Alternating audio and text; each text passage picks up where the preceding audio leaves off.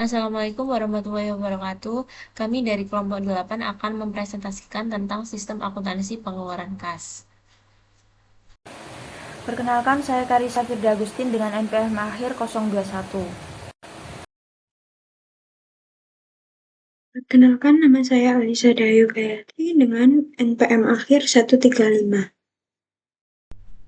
Perkenalkan, nama saya Aisyah Khalifatur Rasyida dengan NPM 240130101050. Perkenalkan, nama saya Ganantri Amanda Bisono, NPM 159.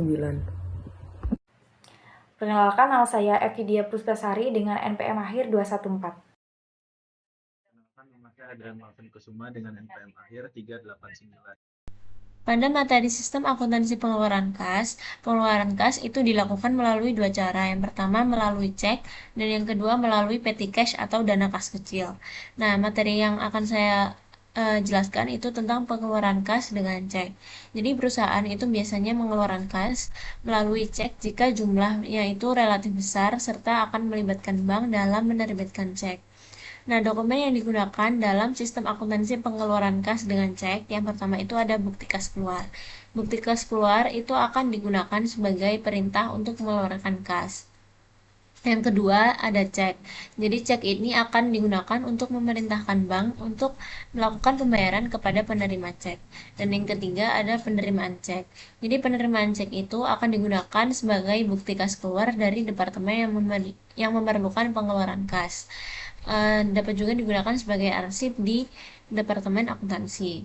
Nah, catatan-catatan akuntansi yang akan digunakan dalam sistem pengeluaran kas dengan cek, yang pertama itu ada jurnal pengeluaran kas. Jadi, dalam mencatat utang dengan akun payable system, untuk mencatat transaksi pembelian itu digunakan melalui jurnal pembelian, dan untuk mencatat pengeluaran kas itu digunakan dengan jurnal pengeluaran kas. Jadi, dokumen sumber yang dipakai sebagai dasar pencatatan dalam jurnal pengeluaran kas adalah faktur dari pemasok yang telah dicap lunas oleh fungsi kas.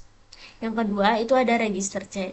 Jadi, register cek itu akan mencatat utang melalui sistem akun piutang dan juga mencatat sistem pembelian melalui register bukti kas keluar dengan register cek. Nah, fungsi yang terkait dari pengeluaran kas dengan cek yang pertama itu ada fungsi yang memerlukan pengeluaran kas. Jadi, fungsi yang memerlukan pengeluaran kas itu akan mengajukan cek ke Departemen Akuntansi. Nah, contohnya itu untuk pembelian jasa atau untuk biaya perjalanan dinas. Yang kedua itu ada fungsi kas. Jadi fungsi kas itu berfungsi untuk mengisi cek dan juga meminta dan mengirimkan cek ke fungsi yang memerlukan pengeluaran kas. Yang ketiga ada fungsi akuntansi. Jadi fungsi akuntansi itu akan mencatat pengeluaran kas dan juga akan memastikan dan membuat keaslian bukti kas keluar serta akan menyimpan arsip bukti kas keluar yang belum dibayar. Nah, yang keempat itu ada fungsi pemeriksa intern. Jadi fungsi ini itu akan menghitung dan juga mencocokkan kas dengan saldo kas dari cek tersebut atau saldo kas yang ada di bank. Baik, yang selanjutnya ada jaringan prosedur yang membentuk sistem. Nah, sistem akuntansi pengeluaran kas dengan cek yang tidak memerlukan permintaan cek ini terdiri dari prosedur pembuatan bukti kas keluar, prosedur pembayaran kas, dan prosedur pencatatan pengeluaran kas. Nah, pengeluaran cek untuk pembayaran utang yang timbul dari transaksi pembelian ini tidak memerlukan dokumen permintaan cek karena bagian utang itu sudah menerima berbagai dokumen yang diperlukan untuk pembuatan bukti kas keluar dari sistem akuntansi pembelian. Lalu, sistem akuntansi pengeluaran kas yang memerlukan permintaan cek. Jika pengeluaran kas timbul dari transaksi, selain transaksi pembelian, dokumen-dokumen pendukung seperti kontrak-kontrak pembelian jasa berada di tangan fungsi yang memerlukan jasa tersebut. Ini tuh ada 3 itu ya. Yang pertama prosedur permintaan cek. Nah, fungsi yang memerlukan pengeluaran kas itu mengajukan permintaan pengeluaran kas dengan mengisi permintaan cek. Lalu yang kedua, prosedur pembuatan bukti kas keluar berfungsi sebagai perintah kepada fungsi kas untuk mengisi cek sebesar jumlah rupiah yang tercantum pada dokumen tersebut dan mengirimkan cek tersebut kepada kreditur yang namanya tercantum dalam dokumen tersebut. Lalu prosedur pembayaran kas. Nah, fungsi kas ini tuh mengisi cek, terus meminta tanda tangan atas cek kepada pejabat yang berwenang dan mengirimkan cek tersebut kepada kreditur yang namanya tercantum pada bukti kas keluar. Yang selanjutnya ada unsur pengendalian internal. Nah, sistem pengendalian internal yang baik dalam sistem akuntansi kas ini menyarankan agar dilibatkan pihak luar atau bank untuk ikut serta dalam mengawasi kas. Nah, dilakukan dengan cara yang pertama, semua penerimaan kas harus disetor penuh ke bank pada hari yang sama dengan penerimaan kas atau pada hari kerja berikutnya. Lalu semua pengeluaran kas dilakukan dengan cek, dan yang terakhir, pengeluaran kas yang tidak dapat dilakukan dengan cek ini dilakukan melalui dana kas kecil yang diselenggarakan dengan Impress System. Lalu yang selanjutnya ini unsur pengendalian internal organisasi. Ini tuh ada dua, yaitu yang pertama, fungsi penyimpanan kas harus terpisah dari fungsi akuntansi. Nah, dengan pemisahan ini tuh, catatan akuntansi yang diselenggarakan oleh fungsi akuntansi dapat berfungsi sebagai pengawas semua mutasi kas yang disimpan oleh fungsi penyimpanan. Lalu yang kedua, transaksi pengeluaran kas tidak boleh dilakukan sendiri oleh bagian kas sejak awal sampai akhir tanpa ada campur tangan dari fungsi yang lain. Dengan pelaksanaan transaksi penerimaan dan pengeluaran kas oleh lebih dari satu fungsi ini, kas perusahaan terjamin keamanannya dan data akuntansi yang dicatat dalam catatan akuntansi itu dapat dijamin ketelitian dan keandalannya. Lalu unsur pengendalian internal sistem otorisasi dan prosedur pencatatan. Yang pertama, pengeluaran kas harus mendapat otorisasi dari pejabat yang berwenang.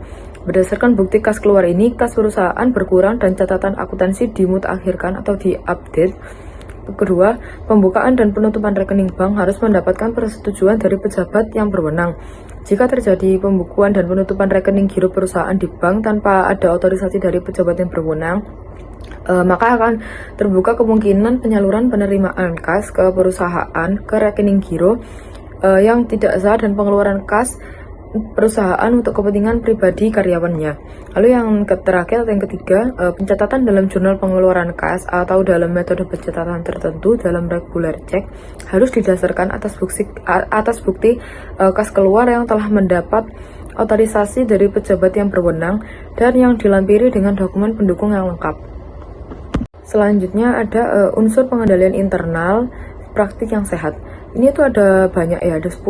Yang pertama, saldo kas yang ada di perusahaan harus dilindungi dari kemungkinan pencurian atau penggunaan yang tidak semestinya. Nah, perlindungan ini dilakukan dengan cara menyimpannya dalam lemari besi dan menempatkan kasir itu di dalam satu ruangan yang terpisah. Lalu yang kedua, dokumen dasar dan dokumen pendukung transaksi pengeluaran kas harus dibubuhi cap lunas oleh bagian kasa setelah transaksi penjualan transaksi pengeluaran kas dilakukan. Lalu yang ketiga, penggunaan rekening koran bank atau bank statement yang merupakan informasi dari pihak ketiga untuk mengecek ketelitian catatan kas oleh fungsi yang tidak terlibat dalam pencatatan dan penyimpanan kas. Lalu yang keempat, semua pengeluaran kas harus dilakukan dengan cek atas nama perusahaan penerimaan pembayaran atau dengan pemindah bukuan. Yang kelima, jika pengeluaran kas itu dalam jumlah kecil, pengeluaran itu dilakukan melalui dana kas kecil yang pencatatan akuntansinya diselenggarakan dengan Impress System. Lalu yang keenam, secara periodik diadakan pencocokan jumlah fisik kas yang ada di tangan dengan jumlah kas menurut catatan. Lalu yang ketujuh, kas yang ada di tangan atau cash in safe dan kas yang ada di perjalanan atau cash in transit diasuransikan dari kerugian. Lalu yang ke-8, kasir juga diasuransikan atau Fidelity Bond Insurance. Nah, Fidelity Bond Insurance ini menjamin penggantian atas kerugian yang timbul sebagai akibat penyelewengan yang dilakukan oleh kasir. Lalu yang 9, kasir itu dilengkapi dengan alat-alat yang mencegah terjadinya pencurian terhadap kas yang ada di tangan, misalnya dengan mesin register kas, lemari besi, dan strong room. Lalu yang terakhir atau nomor 10, semua nomor cek itu harus dipertanggungjawabkan oleh bagian kasa. Nah, hal ini tuh dilakukan karena bagian ini berfungsi bertugas untuk mengisi cek berdasarkan bukti kas keluar yang diterbitkan oleh fungsi pencatat utang dan memintakan otorisasi atas cek tersebut. Selanjutnya yaitu cancel check. Peran cancel check dalam sistem pengeluaran kas. Definisi cancel check sendiri yaitu adalah cek yang sudah dicairkan oleh penerima dan kemudian dikembalikan oleh bank kepada pihak yang mengeluarkannya sebagai bukti bahwa pembayaran telah dilakukan. Fungsinya sendiri yaitu sebagai bukti sah bahwa kas telah dibayarkan, menggantikan kwitansi dari penerima, karena dapat tanda tangan penerima di bagian belakang cek. Dokumen ini bisa dijadikan bukti pembayaran resmi dalam akuntansi, serta cancel check sendiri disimpan bersama dokumen pendukung lainnya sebagai bagian dari dokumentasi pengeluaran kas. Yang selanjutnya yaitu jenis sistem pengeluaran kas atau account payable system, digunakan untuk mencatat utang usaha. Transaksi dicatat 2 tahap, yaitu saat pembelian masuk ke jurnal pembelian, saat pelunasan dicatat di jurnal pengeluaran kas. Dokumen yang digunakan yaitu faktur pemasok, surat pesanan, dan bukti penerimaan barang. Yang kedua ada voucher payable system, mencatat utang melalui penerbitan voucher yang menjadi dasar pembayaran. Terdiri dari 2 pendekatan, yaitu cash basis atau utang diakui telah dibayar, accrual basis atau sistem penuh, utang dicatat saat faktur diterima meski belum dibayar. Selanjutnya yaitu sistem one time voucher payable dengan basis accrual. Yang A, karakter umumnya adalah utang dan biaya langsung dicatat saat dokumen pendukung, misalnya faktur dan surat penerima barang diterima. Tidak menunggu pembayaran dilakukan untuk mencatat transaksi, dan bukti kas keluar dibuat sekaligus dan digunakan untuk proses otorisasi pembayaran.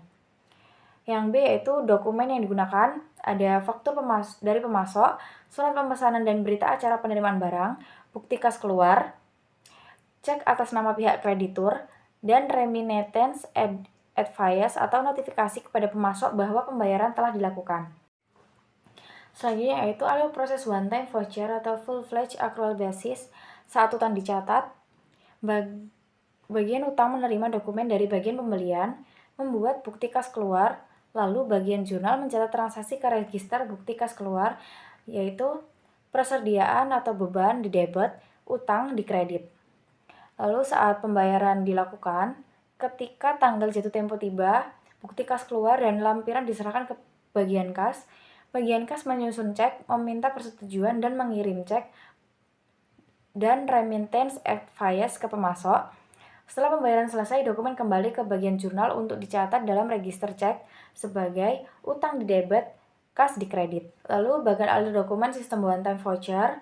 Tahapan alurnya yaitu 1. Bagian pembelian mengirim dokumen ke bagian utang.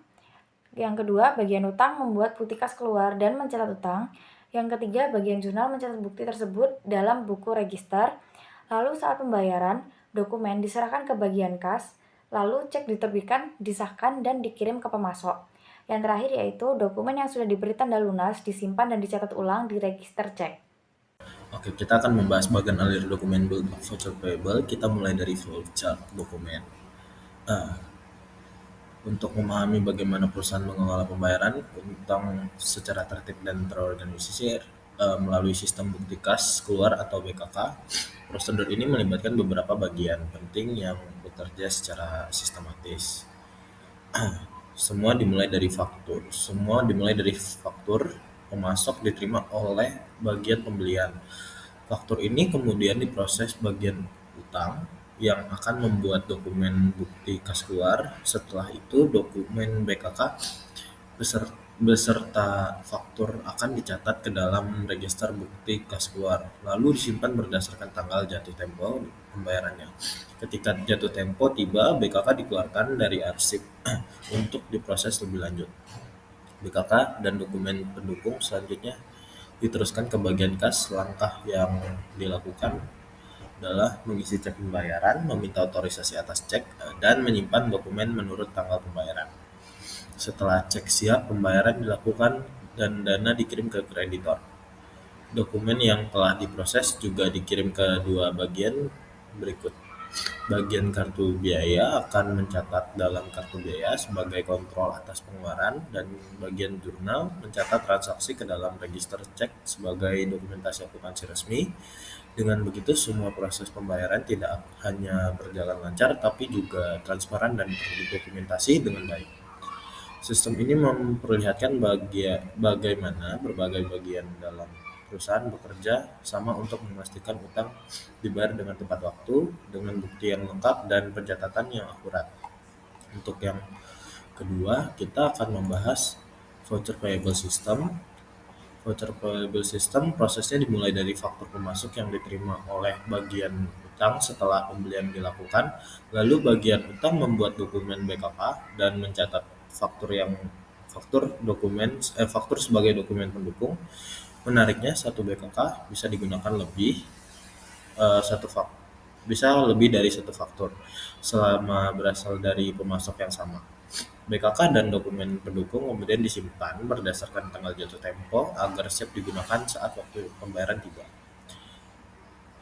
Saat tanggal jatuh tempo tiba, BKK diambil dari arsip dan diserahkan ke bagian kas. Di sini bagian kas akan mengisi cek pembayaran, meminta otorisasi dari pejabat yang berwenang, dan menyiapkan cek untuk dikirim ke kreditor. Setelah disetujui, pembayaran siap dilakukan. Selanjutnya, salinan dokumen dikirim ke bagian kartu biaya dan dicatat ke dalam kartu biaya. Ini berfungsi sebagai kontrol dan pengeluaran. Lalu bagian jurnal akan mencatat transaksi ke dalam register cek sebagai pencatatan akhir dari pembayaran yang dilakukan. Dengan sistem BKK ini, proses pembayaran utang menjadi lebih tertib, transparan, dan terdokumentasi dengan baik. Setiap bagian memiliki peran penting dalam menjaga kelancaran dan akuntabilitas keuangan perusahaan. Oke, selanjutnya kita akan membahas tentang kita lanjut ke sistem dana kas kecil. Di sini kita akan deskripsikan kegiatannya. Penyelenggaraan dana kas kecil yang memungkinkan pengeluaran kas dengan uang tunai dapat diselenggarakan dengan dua cara, yaitu sistem saldo berfluktuasi atau fluctuating fund balance system dan impress system. Dalam sistem saldo berfluktuasi, penyelenggaraan dana kas kecil dilakukan dengan prosedur sebagai berikut dengan 3 prosedur, yaitu yang pertama, membentuk dana kas kecil, mencatat dengan mendebit akun dana kas kecil. Untuk yang kedua, pengeluaran dana kas kecil dicatat dengan mengkreditkan akun dana kas kecil sehingga setiap saat saldo akun ini berfluktuasi. Pengisian kembali dana kas kecilnya dilakukan dengan jumlah sesuai dengan keperluan. Dengan dicatat dengan mendebit akun dana kas kecil, dalam sistem ini saldo akun dana kas kecil berfluktuasi dari waktu ke waktu. Dalam impress system, penyelenggaraan dana kas kecil dilakukan sebagai berikut dengan 3 cara juga, yaitu pembentukan dana kas kecil dilakukan dengan cara dicatat dengan mendebit akun dana kas kecil. Kedua, pengeluaran dana kas kecil dicatat dalam jurnal sehingga tidak mengkredit akun dana kas kecil. Pengisian kembali dana kas kecil dilakukan seluruhnya rupiah yang tercantum dan jumlah bukti pengeluaran kas kecil. Oke, untuk selanjutnya kita akan membahas tentang dokumen yang digunakan dan catatan akuntansi yang digunakan. Dokumen yang digunakan sendiri ada 5 poin. Di sini kita akan membahas satu-satu poinnya, yaitu mulai dari bukti kas keluar. Dokumen ini berfungsi sebagai perintah pengeluaran kas dari fungsi akuntansi kepada fungsi yang kas sebesar yang tercantum dalam dokumen tersebut.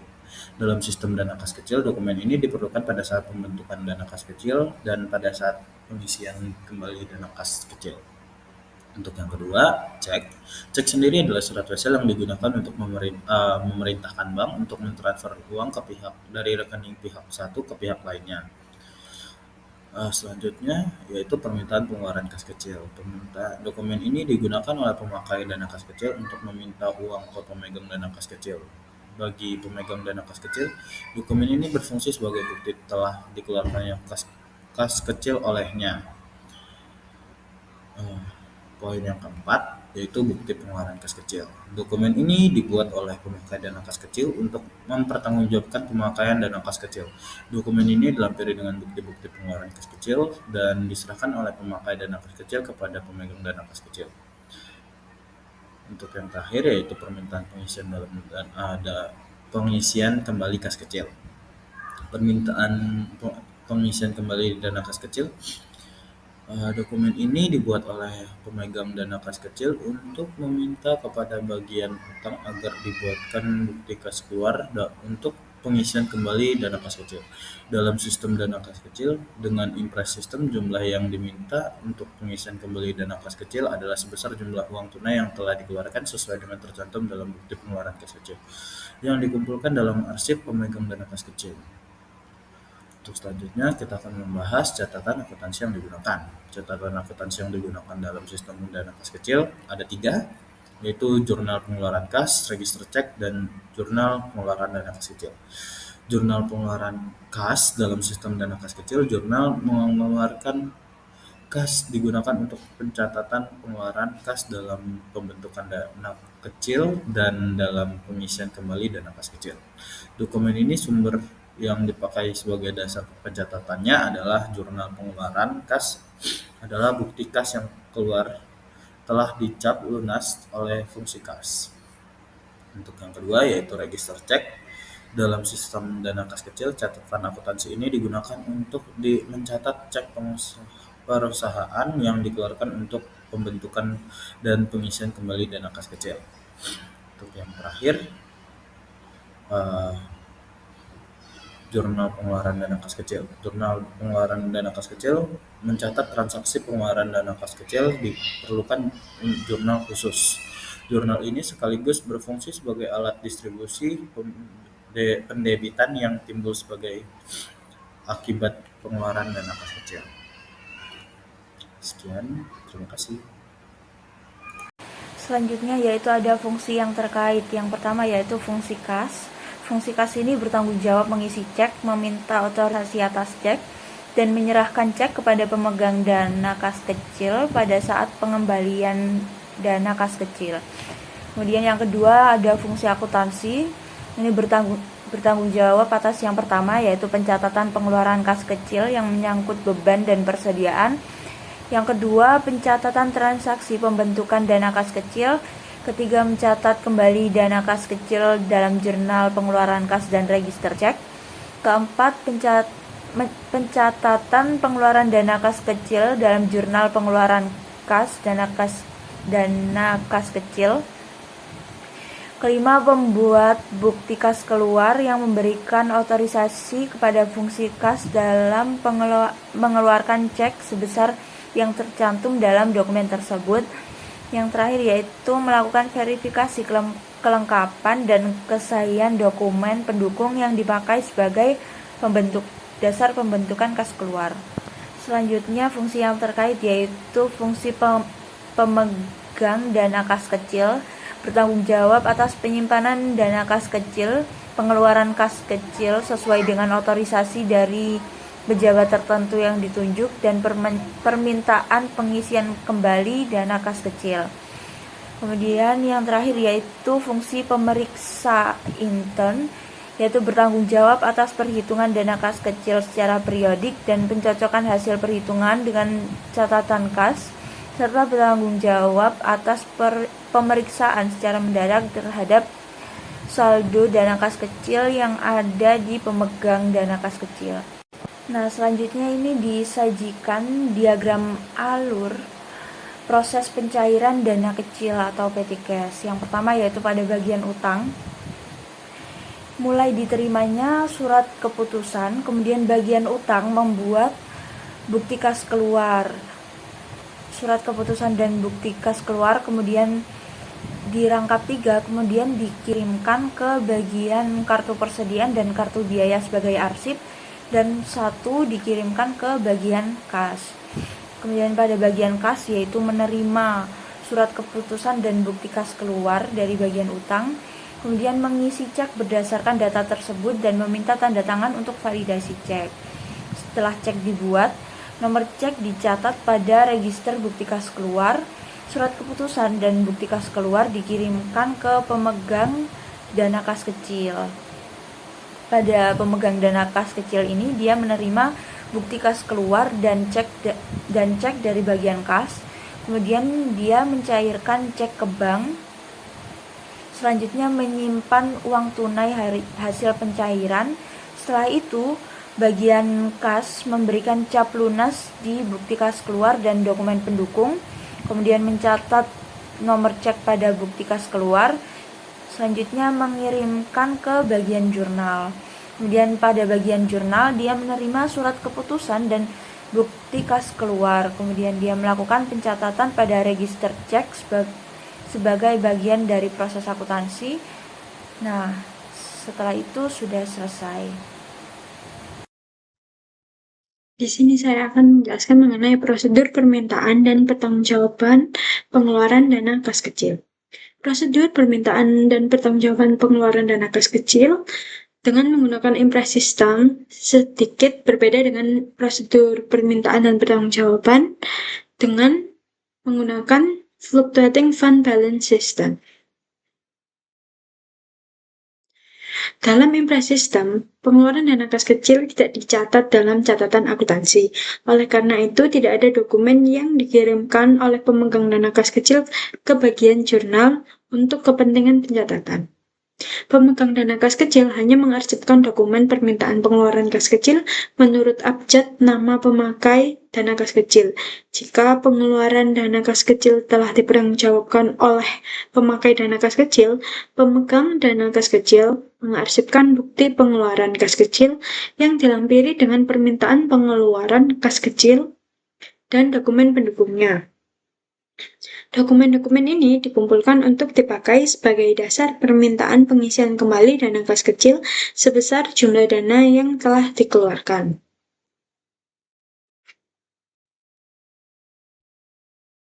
Untuk gambar yang selanjutnya yaitu mengenali dokumen prosedur permintaan dan pertanggungjawaban pengeluaran kas kecil dalam sistem dana kas kecil dengan fluctuating fund balance system. Perbedaan mengenali dokumen di antara sistem dana kas kecil dengan impress system dan dengan fluctuating fund balance system yaitu terletak pada prosedur permintaan dan pertanggungjawaban pengeluaran dana kas kecil. Pada gambar dengan menggunakan fluctuating fund balance system, setelah pemegang dana kas kecil menyerahkan uang tunai kepada pemakai dana kas kecil, pemegang dana kas kecil menyerahkan bukti pengeluaran kas kecil beserta dokumen pendukungnya ke bagian jurnal. Berdasarkan bukti pengeluaran kas kecil, bagian jurnal mencatat pengeluaran dana kas kecil di dalam jurnal khusus untuk mencatat dana kas kecil. Karena jumlah setiap transaksi pengeluaran kas melalui dana kas kecil relatif kecil, maka pencatatan transaksi pengeluaran dana kas kecil dalam jurnal pengeluaran dana kas kecil tidak dilaksanakan dengan mencatat satu persatu bukti pengeluaran kas kecil. Namun, satu kelompok dokumen tersebut selama jangka waktu tertentu seperti harian atau mingguan. Bukti pengeluaran kas kecil dikumpulkan oleh bagian jurnal untuk jangka waktu tertentu. Dibuatkan rekapitulasi dan dicatat hasil rekapitulasinya dalam jurnal pengeluaran dana kas kecil. Bagian jurnal kemudian menyerahkan bukti pengeluaran kas kecil kepada bagian kartu biaya atas dasar bukti pengeluaran kas kecil. Bagian kartu beban mencatat rincian beban yang dikeluarkan dari dana kas kecil dalam kartu beban. Yaitu prosedur pengisian kembali dana kas kecil. Pada slide sudah tertera prosedur pengisian kembali dana kas kecil menggunakan impress system dan fluctuating fund balance system. Prosedur pengisian kembali dana kas kecil dalam impress system sedikit berbeda dengan prosedur yang sama dalam fluctuating fund balance system. Pengisian kembali dana kas kecil dalam impress system didasarkan atas jumlah uang tunai yang telah dikeluarkan menurut bukti pengeluaran kas kecil. Sedangkan dalam fluctuating fund balance system didasarkan atas taksiran jumlah uang tunai yang diperlukan oleh pemegang dana kas kecil. Di samping itu, pengisian kembali dana kas kecil dalam impress system dicatat dengan mendebit akun beban, sedangkan dalam fluctuating fund balance system dicatat dengan mendebit akun dana kas kecil. Bahkan alir prosedur pengisian kembali dana kas kecil dalam sistem dana kas kecil dengan impress system yang ada pada slide. Permintaan pengisian kembali dana kas kecil dilakukan oleh pemegang dana kas kecil dengan menggunakan formulir permintaan pengisian kembali kas kecil. Dokumen ini biasanya dilampiri dengan bukti pengeluaran kas kecil dan dokumen pendukungnya yang kemudian diserahkan oleh pemegang dana kas kecil kepada bagian utang. Bagian utang akan membuat bukti kas keluar sebesar jumlah rupiah yang telah dicantumkan dalam permintaan pengisian kembali kas kecil. Bukti kas keluar akan dicatat di dalam register bukti kas keluar oleh bagian utang.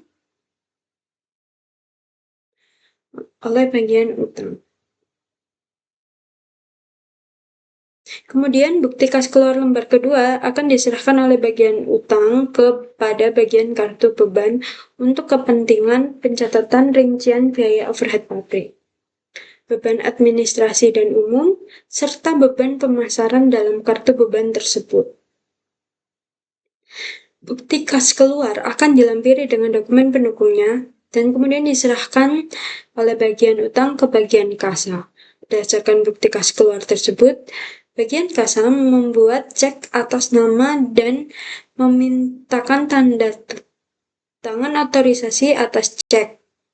Cek kemudian diserahkan kepada pemegang dana kas kecil dan bukti kas keluar akan diserahkan kepada bagian jurnal setelah dibubuhi oleh cap lunas oleh bagian kasa. Bagian jurnal akan mencatat pengeluaran kas dalam register cek ke dalam register cek.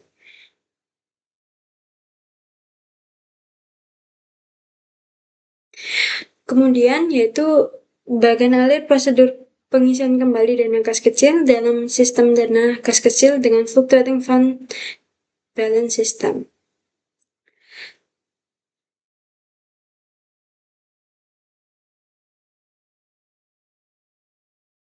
Dalam sistem dana kas kecil dengan fluctuating fund balance system, permintaan pengisian kembali dana kas kecil dilakukan oleh pemegang dana kas kecil juga dengan menggunakan formulir permintaan pengisian kembali dana kas kecil. Namun, dokumen ini tidak dilampiri dengan bukti pengeluaran kas kecil dan dokumen pendukungnya, karena dalam fluctuating fund balance system, dokumen pendukung telah diserahkan oleh pemegang dana kas kecil kepada bagian jurnal untuk kepentingan pencatatan pengeluaran kas kecil. Dengan demikian,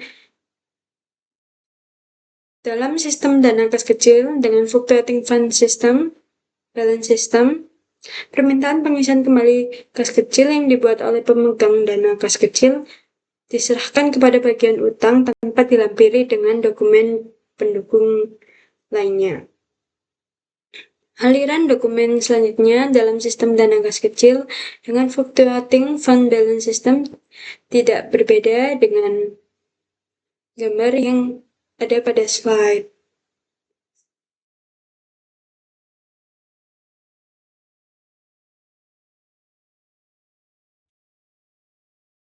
Sekian dari kelompok kami. Maaf bila jika ada kata yang kurang tepat atau salah dan apabila terdapat kata yang kurang berkenan. Terima kasih. Assalamualaikum warahmatullahi wabarakatuh.